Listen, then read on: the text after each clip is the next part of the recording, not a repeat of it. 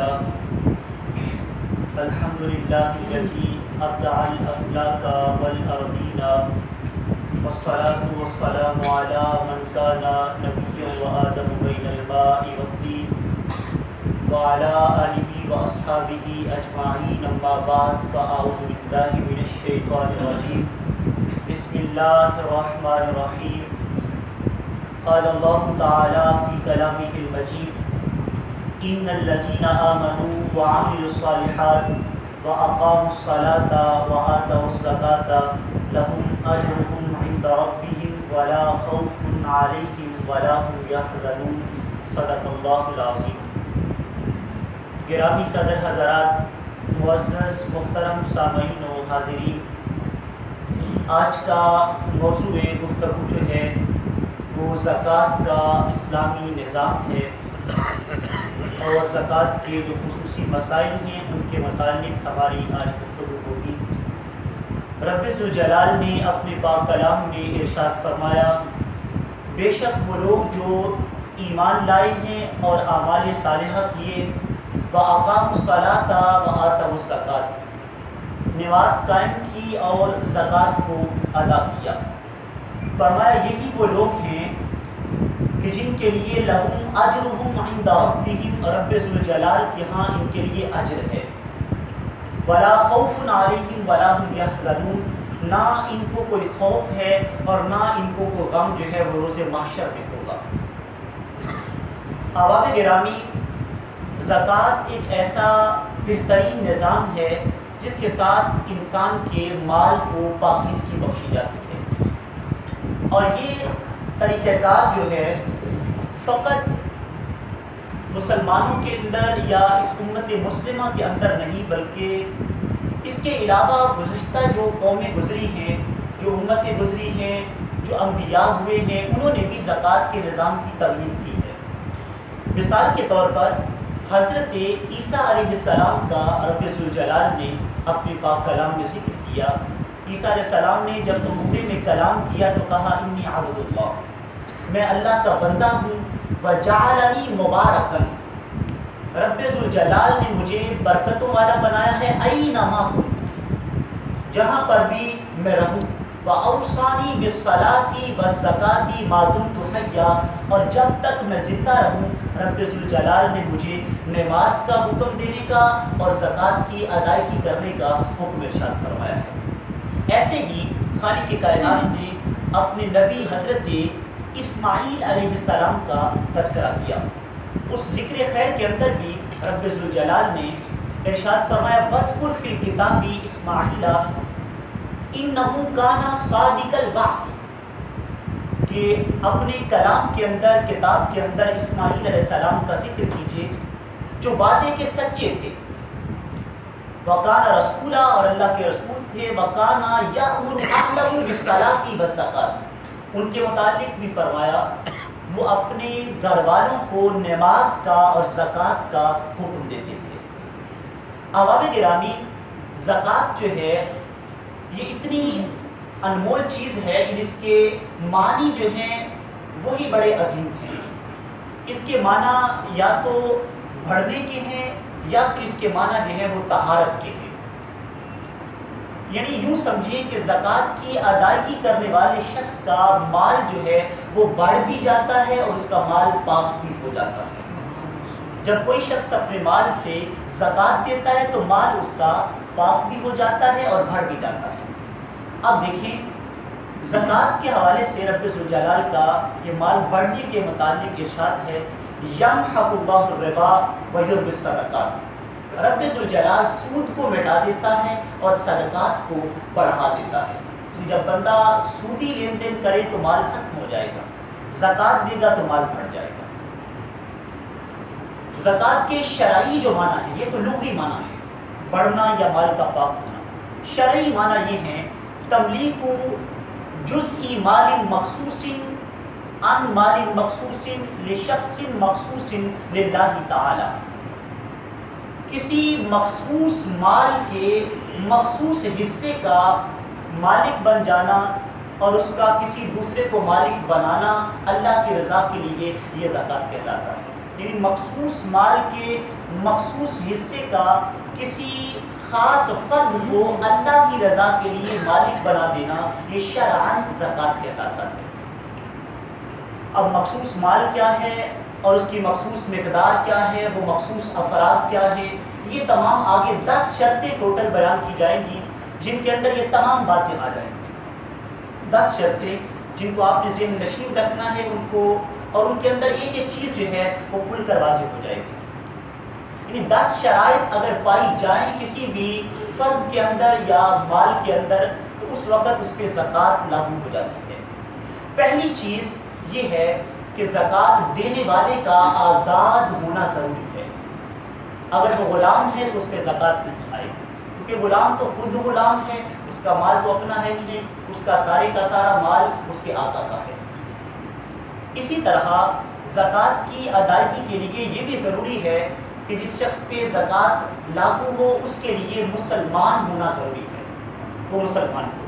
اگر وہ کافر ہے تو وہ اس نظام میں ہی نہیں ہے، تو جب اس نظام میں ہی نہیں تو اس پہ زکوٰۃ کا لزوم بھی نہیں، جبکہ اس نے کلمہ ہی نہیں پڑھا ہوا۔ تیسری چیز یہ ہے کہ وہ جس شخص پہ زکوٰۃ آ رہی ہے وہ شخص بالغ ہو، یعنی اس کا بالغ ہونا ضروری ہے۔ اگر وہ بلوغت کی عمر سے کم ہے، عموماً ہوتا ہے والدین کی طرف سے چھوٹے بچے بھی جو مال کے مالک بن جاتے ہیں، لیکن جب تک وہ بالغ نہیں ہوگا اس کے مال کے اوپر زکوٰۃ اتنی دیر تک نہیں آئے گی، کیونکہ شریعت نے بلوغت سے قبل اس کو احکامات کا بھی مکلف نہیں بنایا۔ اور چوتھی شرط یہ ہے کہ وہ عاقل ہو، عقل مند بھی ہو۔ بعض بالغ ہوتے ہیں مگر عاقل نہیں ہوتے، یعنی بالغ ہے مگر پاگل ہے۔ تو پاگل جو ہوتا ہے وہ اپنے مال کو صحیح طور پر استعمال کرنے کا اندازہ ہی اس کو نہیں ہے، وہ نہیں جانتا میں نے مال استعمال کیسے کرنا ہے، لہذا شریعت میں اس سے بھی قلم اٹھا لیا جاتا ہے۔ پانچویں شرط یہ ہے کہ وہ مال مخصوص کا مالک ہو۔ اب یہ بڑی توجہ کی بات ہے، مال مخصوص سے مراد کیا ہے؟ یاد رکھیں ٹوٹل 4 قسم کے مال ہیں جن پر شرعاً زکوٰۃ آتی ہے۔ نمبر 1 سونا اور چاندی، نمبر 2 رائج الوقت سکہ، ہمارے ہاں جو کرنسی جو نوٹ جو پیسہ جو رائج ہے، یہ دوسرا مال ہے۔ تیسرا مال تجارت، اور چوتھی چیز جانور کسی کے پاس بہت زیادہ ہو، تو یہ 4 مال وہ ہیں کہ جن کو وہ مال کہا جاتا ہے جو مال مخصوص ہے، اس پہ زکوٰۃ آتی ہے۔ لیکن چھٹی شرط یہ بھی ذہن نشین رکھیں کہ یہ ضروری نہیں کہ کسی کے پاس ان 4 مالوں میں سے کوئی تھوڑا سا بھی مال ہو تو اس پہ زکوٰۃ آ جائے، بلکہ اس مال کی چھٹی شرط یہ ہے کہ اس مال کی مخصوص مقدار کا بھی مالک ہونا ضروری ہے۔ یہ مال تو یہ 4 ہیں، لیکن ان 4 مالوں پر زکوٰۃ کب آئے گی؟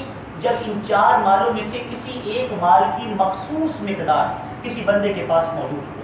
مثال کے طور پر 4 مال ذکر کیے، ان کے اندر ایک سونا چاندی ہے۔ سونا چاندی جو ہے اس کی مقدار 7.5 تولے سونا یا 52 تولے چاندی۔ اب 7.5 تولے سونا جو ہے اس کی مالیت کسی انسان کے پاس 7.5 تولے سونا موجود ہو تو اس پر بھی زکوٰۃ اس مقدار پہ آ جائے گی، یا 52 تولے چاندی موجود ہو تو اس مقدار پہ بھی زکوٰۃ آ جائے گی۔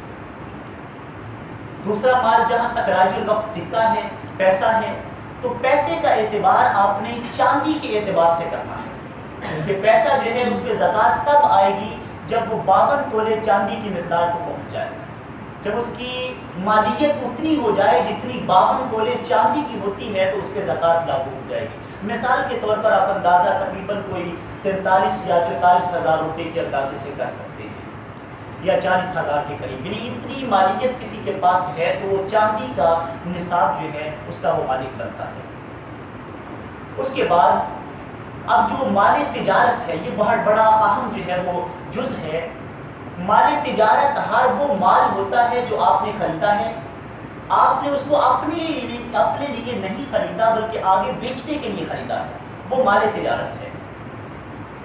اب وہ مال تجارت جو ہے اس کے اندر مثال لے لیں، آپ کی ایک دکان ہے جس کے اندر جو ہے وہ کپڑا ہے، اور کپڑا جو ہے وہ 40-45 ہزار کی مالیت اس کی بنتی ہے، اور وہ سارا سال آپ کے پاس وہ کپڑا پڑا رہتا ہے، یعنی اتنی مقدار آپ کے پاس تقریباً دکان میں سارا سال رہتی ہے۔ یا سال کی ابتدا اور انتہا میں ہے، تو اب اس صورت کے اندر یہ مال تجارت اسے شمار کیا جائے گا اور اس پر زکوٰۃ جو ہے وہ ہر 100 میں سے 2.5 کے اعتبار سے لاگو ہو جائے گی۔ یاد رکھیں کارخانوں کے اندر جو مشینری ہے، بڑی بڑی مہنگی مشینیں لوگوں نے لگا رکھی ہیں، وہ مال تجارت نہیں ہے، بلکہ ان سے بننے والا کپڑا یا ان سے بننے والا سامان مال تجارت ہے۔ وہ مشینری مال تجارت نہیں، مشینری ایک ذریعہ ہے۔ مشینری کسی کی کتنی بھی مہنگی ہو اس پہ زکوٰۃ نہیں آتی۔ اس سے جو چیز بنے گی اگر اس کی مقدار اتنی بن جائے، اتنے پیسوں کی ہو جائے تو اس پہ زکوٰۃ لاگو ہوگی۔ ایسے ہی ایک شخص پلاٹ خرید کر ان کو آگے بیچتا ہے، اگر وہ خرید کر آگے بیچتا ہے تو یہ مال تجارت ہے، اس کی مالیت کے اوپر زکوٰۃ آئے گی۔ لیکن اگر وہ خرید کر اس میں رہائش پذیر ہو گیا تو زکوٰۃ نہیں ہوگی۔ اگر وہ خرید کر اس کو تعمیر کر کے کسی کو کرائے پہ دے دیتا ہے، اب اس مکان کی حیثیت مشینری والی ہو جائے گی۔ جیسے کارخانے کے اندر مشینری پر زکوٰۃ نہیں بلکہ اس سے بننے والے سامان پر زکوٰۃ ہے، ویسے ہی کرائے کے مکان پر زکوٰۃ نہیں بلکہ اس سے آنے والے کرائے پر زکوٰۃ ہے۔ اگر وہ مالیت کو پہنچ جائے، اگر اس کی مالیت اتنی ہو جائے اور انسان کے پاس وہ سارا سال فری پڑا رہے تو اب اس پہ زکوٰۃ ہوگی۔ اس کے بعد اگلی چیز جو ذہن نشین رکھنی ضروری ہے وہ یہ ہے، یعنی مال تجارت کا یہ نصاب آپ کے سامنے ذکر کیا ہے، تو جہاں تک بات ہے جانوروں کی زکوٰۃ کی، تو یاد رکھیے جانوروں کے اندر زکوٰۃ کے لیے بنیادی شرط یہ ہے کہ جو جانور ہیں وہ سارا سال یا سال کا اکثر حصہ چر کر گزارا کرتے، ان کو چارہ نہ ڈالنا پڑتا ہو یا ان کا خرچہ ان کے مالک کو نہ اٹھانا پڑتا ہو۔ سال کا اکثر حصہ اگر جانور چار کے گزارا کرتے ہیں تو 40 بکریاں اگر کسی شخص کے پاس ہو تو اس پر ایک بکری جو ہے وہ زکوٰۃ آئے گی۔ یعنی جانور اگر سارا سال یا سال کا اکثر حصہ چرتے ہیں، خود چارہ نہیں ڈالنا پڑتا، اگر خود ڈالنا پڑے تو پھر اس پہ زکوٰۃ نہیں آئے گی۔ اور اونٹ کی مقداروں کے اندر یہ کیونکہ یہ عموماً مال یہ لوگوں کے پاس موجود ہمارے ہاں نہیں ہوتا، اونٹ کے اندر جو ہے وہ فی خمس من الابل شاۃ، 5 اونٹ کسی کے پاس ہوں اور شرط یہی ہے وہ چار کے گزارا کرتے ہیں یا سال کا اکثر حصہ چرتے ہیں تو ان 5 اونٹوں میں ایک جو ہے وہ بکری زکوٰۃ دینی پڑے گی۔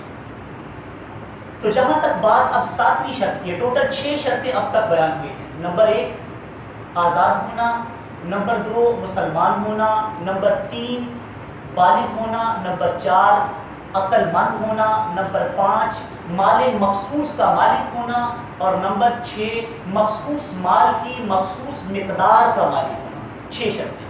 7ویں شرط یہ ہے کہ ملک تام کو کسی بھی بندے پر زکوٰۃ اس وقت آئے گی جب مال مکمل طور پر اس کی اپنی ملکیت میں ہو۔ اس کو آپ یوں سمجھیں، اگر 2 بھائی ہیں اور دونوں کو باپ کی طرف سے 7.5 تولے سونا اکٹھا ملا ہے، یعنی دونوں کا مشترکہ ہے، تو دونوں میں سے کسی پر بھی زکوٰۃ نہیں آ رہی کیونکہ دونوں میں سے کوئی بھی مال کی پوری مقدار کا مالک نہیں ہے، کیونکہ دونوں آدھے آدھے سونے کے اب مالک ہیں۔ ایسے اگر 52 تولے چاندی ملتی ہے دونوں کو مشترکہ تو دونوں آدھے آدھے کے مالک ہیں، اب بھی دونوں مکمل مال کے مالک نہیں۔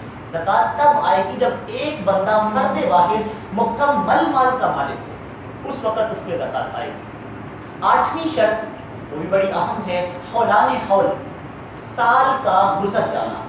جتنی بھی پیچھے باتیں ذکر ہوئی ہیں ان مالوں پر زکوٰۃ تب آئے گی جب ان پر سال پورا گزر جائے۔ ایسا نہیں کہ ایک شخص پلاٹ خریدے تو فوراً اس پہ زکوٰۃ لازم آ جائے گی، ایسا نہیں، بلکہ اس پلاٹ اس کے پاس سالانہ تجارت کے لیے اس نے خریدا ہے، سارا سال اس کے پاس وہ رہتا ہے، تو اس صورت کے اندر جو ہے اس کے اوپر زکوٰۃ آئے گی۔ یا یوں کہہ لیں کہ وہ سال بھر اس کو خریدتا بیچتا رہتا ہے، ایسا بھی ہوتا ہے، مال خرید دیتے ہیں لوگ بیچ دیتے ہیں۔ اب یہ دیکھنا ہے کہ سال بھر میں وہ کتنی مقدار کا مالک رہا ہے۔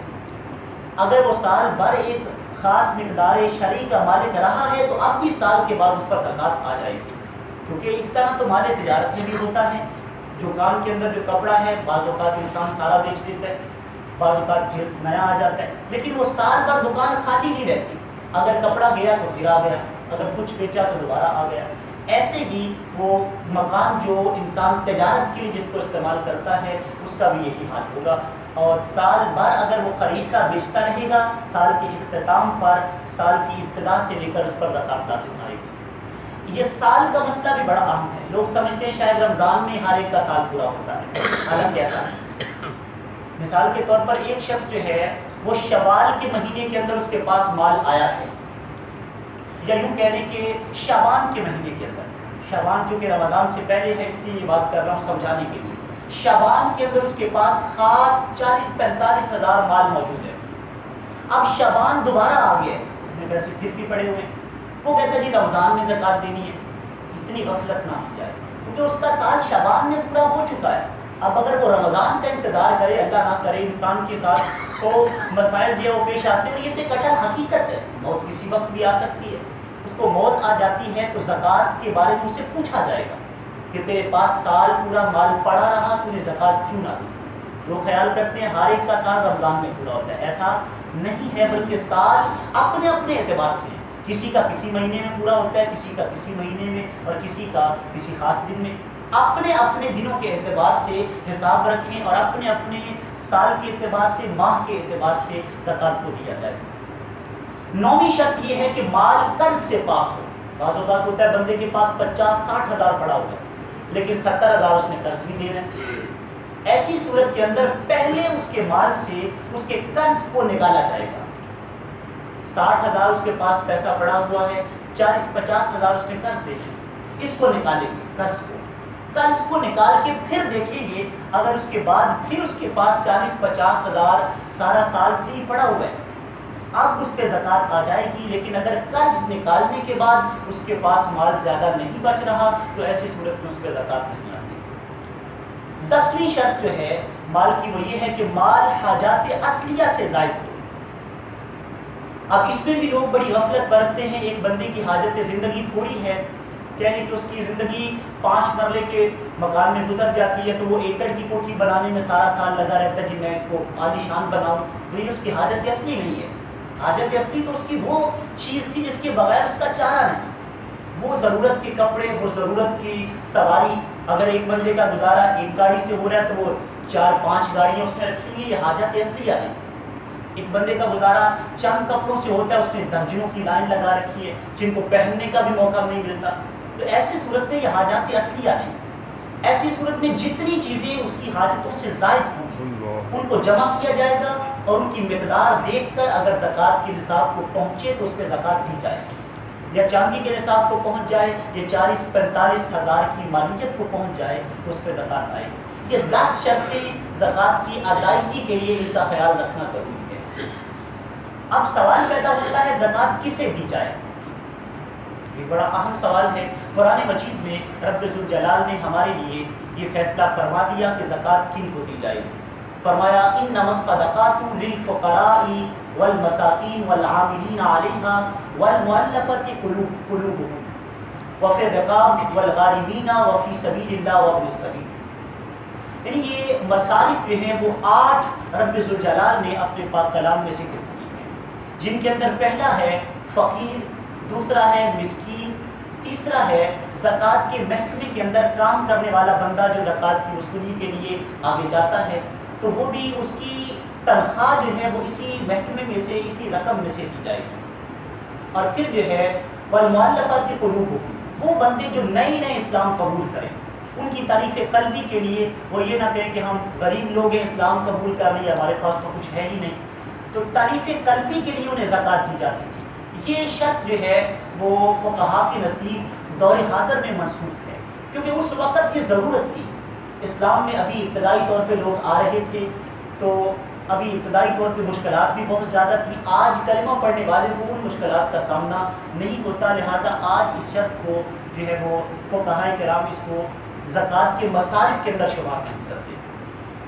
اگلی چیز وفی الرقاب، غلام آزاد کروانے کے اندر.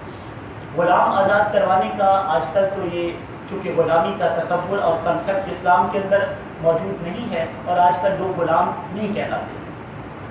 اور اگلی شرط جو ہے یا اگلا جو بندہ والغارمین مقروض، وہ بندہ جو کہ اتنا زیادہ مقروض ہے کہ جتنے پیسوں پہ زکات آتی ہے، یا یوں کہہ لیں کہ اپنے حالات کا اچھی طرح وہ گزارا نہیں کر سکتا، اس کے اوپر قرض ہے. بعض لوگ ہوتے ہیں انہوں نے بڑے بڑے کہنے کے کام، فضول کام کرنے کے لیے بڑے بڑے قرض اٹھا رکھے ہوتے ہیں. فقہائے کرام نے اگر جیسے قرض لینے سے منع کیا ہے جو ضروریات کے علاوہ ہوں، یعنی جن کا ضرورت سے تعلق نہیں ہے، مگر زکوٰۃ کی ادائیگی کے لیے اگر ایسا بندہ ہو کہ جس کے حالات بھی مشکل سے گزر رہے ہیں، مقروض بھی ہے، تو زکوٰۃ اس کو دی جا سکتی ہے۔ اور پھر وفی سبیل اللہ، اللہ کی راہ کے اندر، اس کے اندر بڑی وسعت ہے، مدارس میں غرباء کو، مساکین کو، دیگر لوگوں کو زکوٰۃ کی ادائیگی جو ہے ان کو اس کا مالک بنانا اور اس کو زکوٰۃ دی جا سکتی ہے۔ ہاں، مساجد کے اندر زکوٰۃ کو نہیں دیا جا سکتا، یہ اگلے جز کے اندر اس چیز کی وضاحت آ جائے گی۔ وابن السبیل اور جو مسافر ہے، ایک شخص آپ کے علاقے میں سفر کرتا ہوا آیا ہے، اگرچہ وہ اپنے علاقے کا غنی ہے، بہت امیر ہے، لیکن آپ کے علاقے میں یعنی اتنا وہ لمبے سفر پر ہے کہ آپ اپنے علاقے سے دوسرے، یعنی آپ کے علاقے سے اپنے علاقے تک جانے کے لیے اس کے پاس کرایہ بھی نہیں، وہ اتنا کوئی پہلے مجبور ہو چکا ہے، اپنے علاقے میں اگرچہ امیر ہے، لیکن اپنے اس علاقے کے اندر، آپ کے علاقے میں اگر اس کے ساتھ کوئی ایسی حالت پیش آتی ہے تو زکوٰۃ کی رقم میں سے اس کی معاونت کی جا سکتی ہے، کیونکہ وہ مسافر ہے۔ اور پھر اس کے بعد احباب گرامی سوال پیدا ہوتا ہے فقیر اور مسکین کون ہے، کیونکہ قرآن مجید میں ان کا ذکر آیا ہے فقراء اور مساکین کا۔ یاد رکھیں، وہ بندہ جو اگرچہ صحیح البدن ہو، اس کا بدن بھی صحیح ہے، تندرست و توانا بھی ہے، لیکن اس کے حالات اتنے مشکل ہیں کہ 2 وقت کی روٹی کمانا اس کے لیے مشکل ہے، اس کا گزارا مشکل کے ساتھ چلتا ہے، تو اس شخص کو زکوٰۃ شرعاً دی جا سکتی ہے، اور یہ اسی زمرے کے اندر، مساکین و فقراء کے زمرے کے اندر آ جائے گا، اور باقی چیزوں کی وضاحت اس کے اندر ہو چکی ہے۔ اگلی چیز، یہ چیز بھی ذہن نشین رکھیں کہ کن لوگوں کو زکوٰۃ نہیں دی جا سکتی۔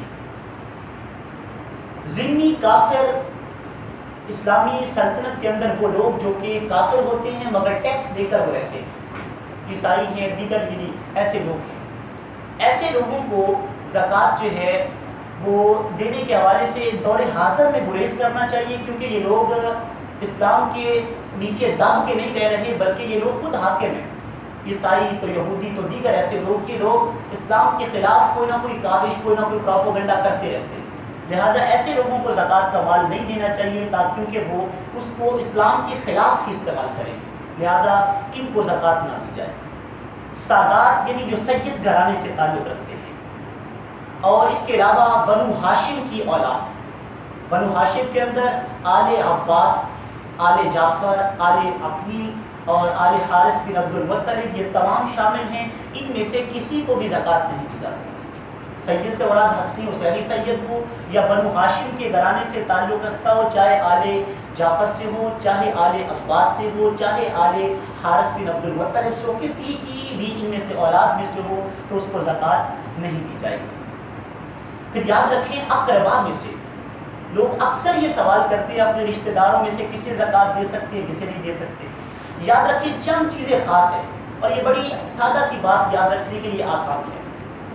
ماں باپ، دادا دادی، نانا نانی، 6 اصول ہیں، یہ اوپر کے رشتے، ماں باپ، دادا دادی اور نانا نانی، 6 اصول اور 6 ہی فروع، 6 ہی نیچے والے، بیٹا بیٹی، پوتا پوتی اور نواسا نواسی، یعنی 6 اوپر والے اور 6 نیچے والے، ماں باپ، دادا دادی، نانا نانی اور بیٹا بیٹی، پوتا پوتی، نواسا نواسی، ان میں سے کسی کو بھی زکوٰۃ نہیں دی جا سکتی۔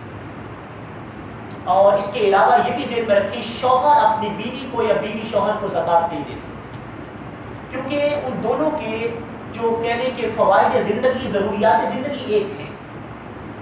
اگر شوہر بیوی کو زکوٰۃ دے رہا ہے وہ ایسے ہی ہے کہ اپنی جیب کی ایک جیب سے پیسے نکال کر دوسری جیب میں ڈال لے گا، کیونکہ بیوی بھی تو اسی کی ہے، اپنے پیسوں سے اگر اسی کی معاونت کر رہا ہے تو وہ پیسے اپنے پاس ہی رہیں گے، تو اس کو وہ زکوٰۃ نہیں دے سکتا۔ اور شوہر اگر امیر ہے تو بیوی بھی ظاہر بات ہے اسی کے تابع ہو کر اسی کے اندر شامل ہو جائے گی۔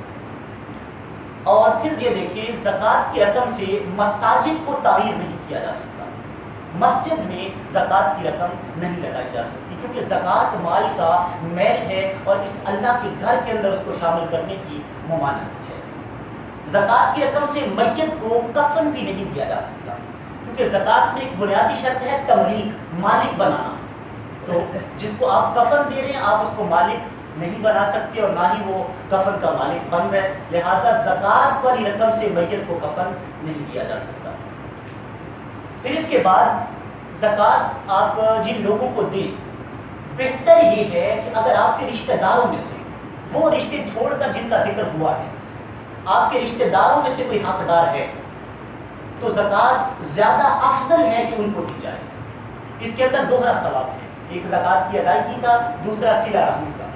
آپ نے زکوٰۃ بھی دے دی، اپنے رشتہ داروں سے تعلق بھی جوڑے رکھا، تو رشتہ داروں کو زکوٰۃ دینے میں زیادہ جو ہے وہ توجہ کی جائے۔ حتیٰ کہ ذہن میں رکھیں فقہا نے ایک شہر سے دوسرے شہر زکوٰۃ منتقل کرنے کو مکروہ قرار کیا ہے، لیکن جب رشتہ داروں کے لیے منتقل کرنی ہو تو اسے جائز قرار دیا ہے۔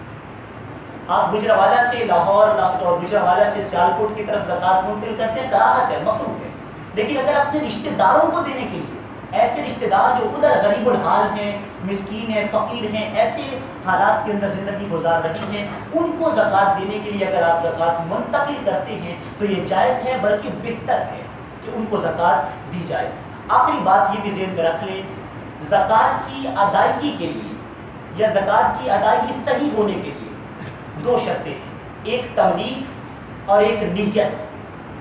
نیت سے مراد یہ ہے کہ نیت انسان چاہے دیتے وقت اپنا خلوص نیت سے دے کے میں زکوٰۃ دے رہا ہوں، اور یا پھر ایسا ہو جائے کہ زکوٰۃ کا انسان مال علیحدہ کر کے رکھ دے کہ میں نیت کرتا ہوں یہ زکوٰۃ دے دینی ہے۔ اب اگر وہ پکڑاتے وقت نہیں بھی کرے گا تو اس نے پہلے نیت کر لی ہوئی ہے، وہ نیت کافی ہو جائے گی۔ تملیک میں یہ ہے کہ کس کو آپ زکوٰۃ دے رہی ہیں اس کو مالک بنائیں۔ اس کے اندر بینک کی زکوٰۃ کا مسئلہ بھی آ جاتا ہے۔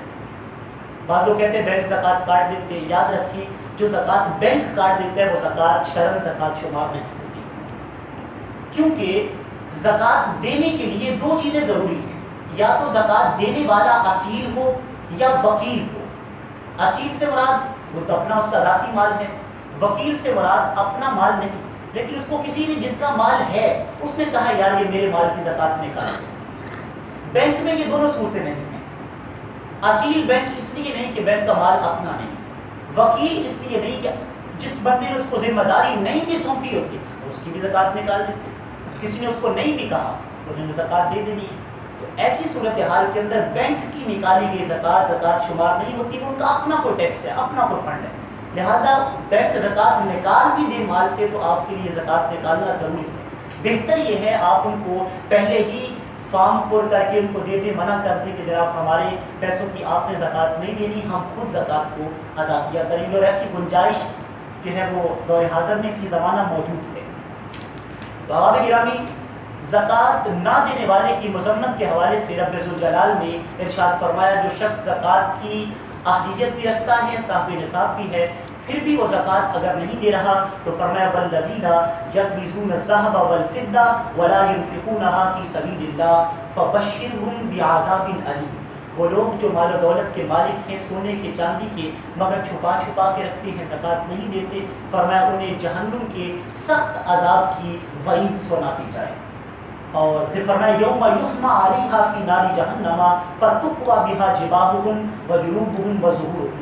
روز قیامت اسی مال سے ان کی پیشانیوں کو داغا جائے گا، اسی مال سے ان کی کمر کو داغا جائے گا، اور کہا جائے گا ھذا ما کنزتم لانفسکم، یہی ہے جسے بچا بچا کے رکھتے تھے، زکوٰۃ نہیں دیتے تھے، آج چکھو اس کا وبال، فذوقوا ما کنتم تکنزون، چکھو اس کے وبال کو جس کو تم چھپا چھپا کے رکھتے تھے۔ لہٰذا اپنے مالوں کی زکوٰۃ دی جائے، جو صاحب نصاب ہو اس کو چاہیے کہ اپنے مال میں سے زکوٰۃ نکال کر اپنے مال کو پاک بھی کرے اور اپنے مال کے اندر اضافہ کی گارنٹی بھی رب ذوالجلال سے لے لے۔ اللہ تعالی ہم سب کی حاضری کو اپنی بارگاہ میں قبول و منظور فرمائے، آمین۔ وآخر دعوانا آمین الحمدللہ رب العالمین۔